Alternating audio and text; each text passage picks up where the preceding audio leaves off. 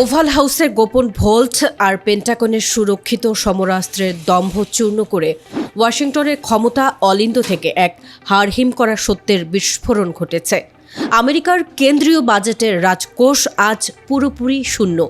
পারস্য উপসাগরে ইরানের ওপর আধিপত্য দেখাতে গিয়ে ট্রাম্প প্রশাসন যে অপারেশন এপিক ফিউরির মরণ খেলায় মেতেছিল তার পেছনে বিলিয়ন বিলিয়ন ডলারের ক্ষেপণাস্ত্র বাতাসে উড়িয়ে দিয়ে হোয়াইট হাউস আজ আক্ষরিক অর্থেই পকেট খালি করে বসে আছে।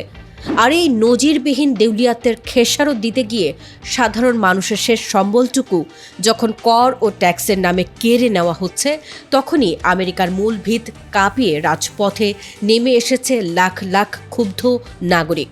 মার্কিন নৌবাহিনীর ভারপ্রাপ্ত সেক্রেটারি হাঙ্কাও অতি সম্প্রতি মার্কিন সিনেট কমিটির রুদ্ধদ্বার কক্ষে দাঁড়িয়ে এক বিস্ফোরক তথ্য ফাঁস করেছেন, যা শুনে মার্কিন নীতি নির্ধারকদের কপালে চিন্তার ভাঁজ পড়েছে।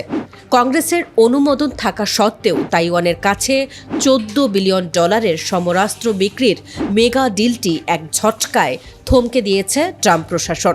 হাঙ্কাও জনসমক্ষে স্বীকার করেছেন যে ইরানের বিরুদ্ধে লড়াইয়ে মার্কিন ফৌজের নিজেদের ম্যাগাজিন গভীরতা এতটাই নিচে নেমে গেছে যে তাইওয়ানকে দেওয়ার মতো কোনো অতিরিক্ত অস্ত্র এই মুহূর্তে পেন্টাগনের হাতে অবশিষ্ট নেই।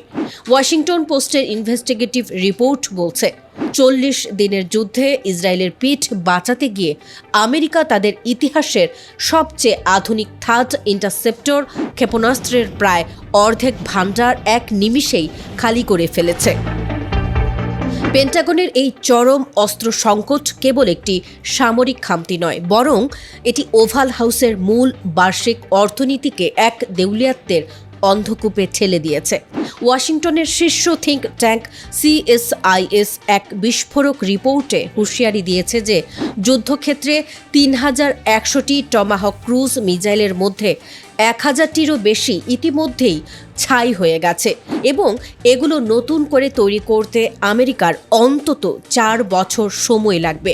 এই বিশাল পরিমাণ অস্ত্রের ঘাটতি মেটাতে ও ডিফেন্স ইন্ডাস্ট্রিকে টাকা জোগাতে গিয়ে মার্কিন নাগরিকদের ওপর করের বোঝা চাপিয়েছে হোয়াইট হাউস। কোভিড মহামারীর পর এমনিতেই উচ্চ মূল্যস্ফীতি আর জ্বালানির চড়া দামে সাধারণ মানুষের জীবন ও জীবিকা যখন অতিষ্ঠ, তখন এই নতুন ট্যাক্সের ঘোষণা মার্কিন সমাজকে এক মহাবিদ্রোহের দিকে ঠেলে দিয়েছে। ওয়াশিংটনের বাতাসে এখন শুধু স্লোগান আর ক্ষোভের বারুদ। প্লেকার্ড হাতে লাখ লাখ মানুষ ট্রাম্পের যুদ্ধবাজ নীতির বিরুদ্ধে সরাসরি রাজপথে অবস্থান নিয়েছে।